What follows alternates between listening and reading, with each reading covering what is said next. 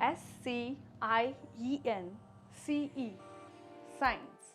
ये वर्ड तो आप सब सुने ही होंगे, लेकिन एक और वर्ड है जो इससे भी तगड़ा है और वो है MYTH, मिथ या फिर मिथक।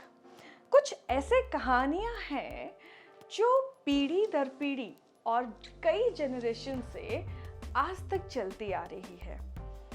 कुछ मिथक ऐसे भी हैं जो शायद कभी सही थे, पर आज के ज़माने में वो गलत साबित हुए हैं। कुछ मिथक ऐसे भी हैं जो कभी सही थे ही नहीं, और कुछ मिथक ऐसे हैं जो आज भी सही है। चलिए, आज की इस वीडियो में करते हैं कुछ ऐसे ही मिथक का रियलिटी चेक और जानने की कोशिश करते हैं कि क्या ये एक मिथ ही है या फिर इसके पीछे कुछ साइंस छुपा हुआ है। रात को वृक्ष के नीचे नहीं सोना चाहिए, और अगर आप सो जाते हो तो आपको भूत पकड़ लेता है। चलिए, इस बात पे थोड़ा और गौर फरमाते हैं। जी हाँ, रात को वृक्ष के नीचे तो बिल्कुल भी नहीं सोना चाहिए, पर इसका भूतों से कुछ भी लेना देना नहीं है। ये इसलिए क्योंकि अगर रात को आप वृक्ष के नीचे सोते हो तो रात में वृक्ष भी आप ही की तरह ऑक्सीजन इनहेल करता है और कार्बन डाइऑक्साइड रिलीज करता है। जितना बड़ा वृक्ष उतना ही ज्यादा कार्बन डाइऑक्साइड, और धीरे धीरे ऑक्सीजन की कमी और कार्बन डाइऑक्साइड की बढ़ने की वजह से हमारी दिमाग कई बार बेहोशी के हालात में चल जाता है, और या फिर हमें दृष्टि भ्रम होने का भी चांसेस रहता है। कई बार ऐसा भी होता है कि हम नींद से उठ ही नहीं पाते हैं और लोगों को ये लगने लगता है कि कहीं भूत तो पकड़ नहीं लिया। जी हाँ, इसमें भूतों का कोई हाथ नहीं, ये सारा माजरा है कार्बन डाइऑक्साइड का। अब चलते हैं दूसरे मिथ की ओर। अक्सर हम लोगों को ये बात करते हुए सुनते हैं कि पैसा क्या पेड़ में उगता है? नहीं ना, और इसीलिए पैसों की बर्बादी नहीं करना चाहिए।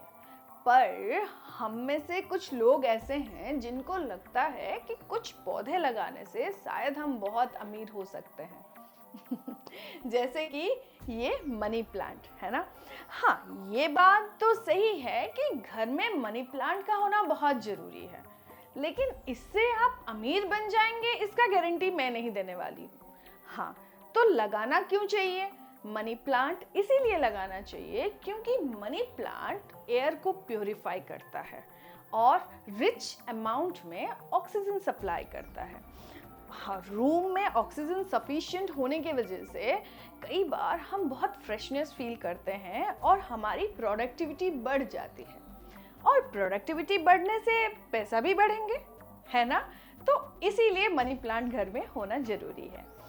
आप में से कितने लोग ऐसे होंगे जो शनिवार को भी बुरी नज़र से बचने के लिए घर के बाहर नींबू मिर्ची और कुछ कुछ लगाते होंगे, है ना। नींबू मिर्ची लगाने से घर में ये मानना है कि शायद लोगों की बुरी नज़र से हम बच सकते हैं, और शायद कोई बुरी नज़र हमारे घर पे डाले ही ना, है ना। लेकिन नींबू मिर्ची का बुरी नज़र से कुछ लेना देना नहीं है। अगर आपका मन करे तो आप नींबू मिर्ची लगा सकते हैं, लेकिन आप बुरी नज़र से बच सकते हैं इसका गारंटी मैं नहीं देने वाली हूँ। हाँ, तो नींबू मिर्ची फिर लगाते किस लिए हैं? नींबू मिर्ची नींबू लगाने से खास करके इसकी खुशबू से हम फ्रेशनेस फील करते हैं और घर की माहौल जो है तरोताजा हो जाता है। और कई बार नींबू लगाने से मकड़े भी दूर रहते हैं, जिसकी वजह से घर में इंसेक्ट्स ज़्यादा एंटर नहीं कर पाते हैं। इसीलिए घर के बाहर नींबू लगाना चाहिए। आप में से बहुत ऐसे होंगे जिन्होंने अपनी माँ से ये बात सुनी होगी कि रात को नेल्स नहीं काटते हैं, और अगर काटोगे तो आप कमजोर और वीक हो जाओगे। हाँ, कमजोरी और वीकनेस का तो पता नहीं, बट रात को नेल्स इसीलिए नहीं काटना चाहिए। और ये पुराने जमाने में ऐसे इसीलिए कहा करते थे क्योंकि उस जमाने में हमारे घरों में इलेक्ट्रिसिटी नहीं हुआ करता था और उस टाइम वो लोग कोई नेल कटर का इस्तेमाल नहीं करते थे अपने नेल्स काटने के लिए। इंस्टेड ऑफ दैट वो लोग कोई शार्प ऑब्जेक्ट का यूज़ करते थे नेल्स काटने के लिए। और अगर अंधेरे में आप नेल्स कोई शार्प ऑब्जेक्ट से काटोगे तो उंगली कटने का भी चांसेस होता था और शायद कट भी जाता था। इसीलिए वो लोग कहा करते थे कि रात को नेल्स नहीं काटना चाहिए, पर इससे वीकनेस और बीमारी का कोई मामला नहीं है। हाँ, ये एक ऐसा मिथ में से है जो पुराने जमाने में तो सही हुआ करता था, पर समय के साथ साथ और आज के जमाने में गलत साबित हो गया। एक और मिथ ऐसा ही है, ये कि सांझ के बाद या फिर रात को झाड़ू नहीं मारना चाहिए। अब आप अपने कॉमन सेंस लगाइए और हमें कमेंट सेक्शन में बताइए कि इसका वजह क्या हो सकती है या फिर इसके पीछे वाला साइंटिफिक ट्रूथ और रियलिटी क्या हो सकती है। बस कुछ इसी तरह।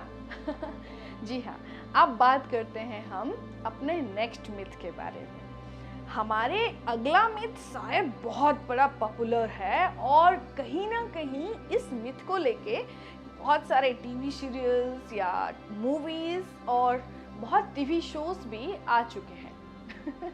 सोचिए सोचिए क्या हो सकता है। जी हाँ, हम बात कर रहे हैं इच्छाधारी नाग नागिन की और सर्पमणि के बारे में। जिन चीज़ों से हम डरते हैं, ना जाने उसको लेके हम बहुत सारे मिथ बना देते हैं और ये धीरे धीरे स्प्रेड होते जाता है।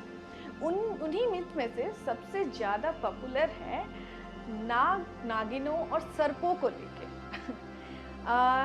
जैसे नाग नागिन को मारने से हमारे छवि उनके चेहरे में, उनके आंखों में छप जाता है, या फिर नाग पंचमी के दिन नाग का दूध पीना, या फिर नाग नागिन के पास दुर्लभ सर्प नहीं होना। ये सब मिथ है। हाँ, कुछ सांप जरूर ऐसे होते हैं जो बहुत ही ज़्यादा क्वांटिटी में विष या वेनम प्रोड्यूस करते हैं और वो पूरा वेनम इस्तेमाल भी नहीं कर पाते हैं। और कभी कभी ये एक्स्ट्रा वेनम या विष जो होता है वो उनका वृषण ग्रंथि या फिर वेनम ग्लैंड में स्टोर होकर रह जाता है। जैसे कि हमारे बॉडी में स्टोन स्टोर हो जाते हैं वैसे ही। और इसे हम साइंस की भाषा में कैल्सिफाइड वेनम ग्लैंड भी कहते हैं। और कई बार ऐसे होता है इसका आकार जो एक चावल के आकार से लेके एक मोती के आकार तक होता है और इसी को देख के हमें लगने लगता है कि ये नागमणि या सर्पमणि होते हैं। ऐसा बिल्कुल भी नहीं है। ये विष या वेनम स्टोर होके रहने की वजह से होता है। इसका कलर भी ब्लैक होता है, ना कि हीरे जैसे चमकदार, और ना ही इसका कॉस्ट हीरे जितना महंगा होता है। ये ना ही विष शोक पाता है और ना ही इसको रखने से हमारी किस्मत पलटता है। लेकिन हाँ, ना जाने इसी मिथक के कारण कितने मासूम सांपों का ऐसे ही बलि चढ़ जाता है या फिर हम ही मार देते हैं। अब बात करते हैं एक चर्चित मिथक के बारे में। कहीं आपने रेड कलर का कपड़ा तो नहीं पहनी या ड्रेस तो नहीं पहनी? अगर पहनी है तो आसपास देख लीजिएगा, कहीं बुल या भैंस तो नहीं है या फिर सांड तो नहीं है। हाँ, मैंने तो पहनी है। मुझे उसका डर नहीं है कि सांड आके मुझे मारने वाला है, क्योंकि ये कंप्लीट एक मिथक है।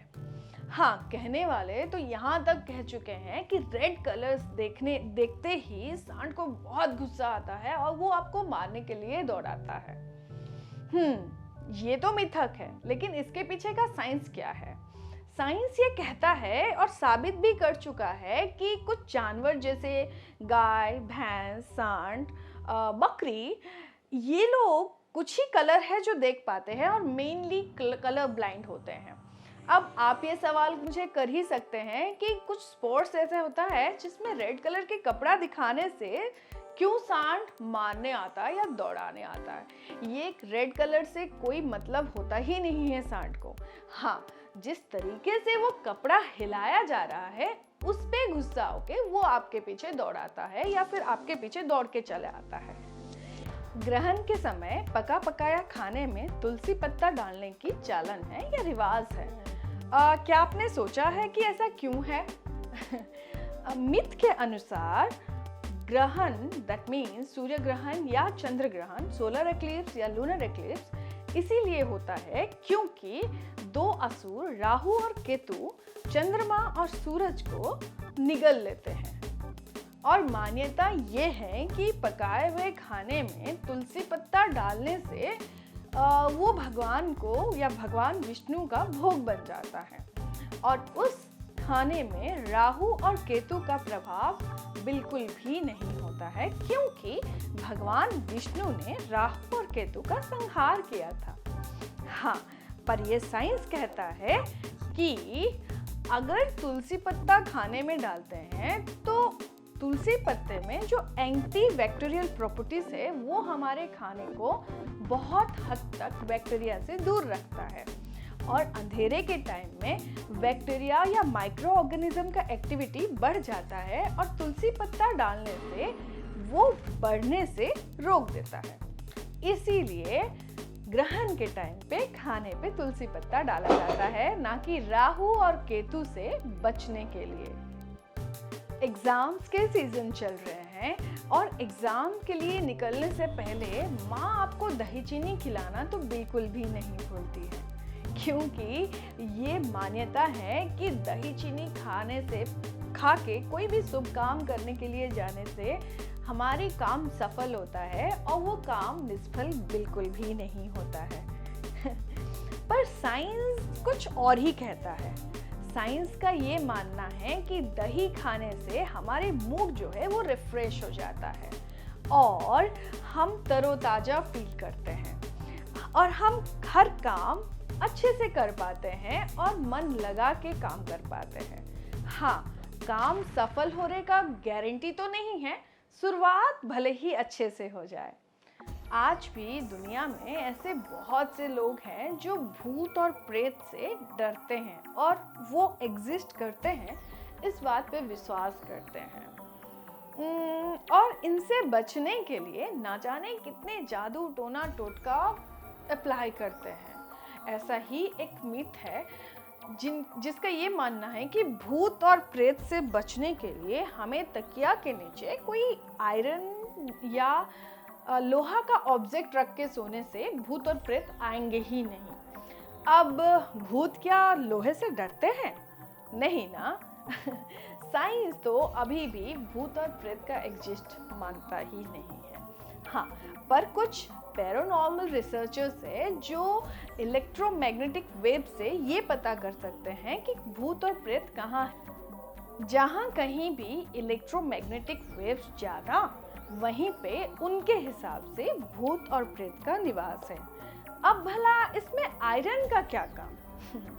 आयरन और लोहा एक फेरोमैग्नेटिक सब्सटेंस होते हैं और ये काफ़ी हद तक इलेक्ट्रोमैग्नेटिक वेव से होने वाली इरेगुलरिटीज़ को दूर करके रखता है। ऐसे ही ना जाने कितने मिथ है जो हम रोज सुनते आए हैं। जैसे मैंने पहले कहा था, कुछ सच है, कुछ एकदम मिथ है और जो समय के साथ मिथ बन चुके हैं, है ना? तो अगर आपके पास ऐसे ही कुछ मिथ है और उसके पीछे का साइंटिफिक वजह भी है तो हमारे साथ कमेंट सेक्शन में शेयर करिएगा। हाँ, वीडियो पसंद आई तो लाइक शेयर सब्सक्राइब करना एकदम भी ना भूलिएगा।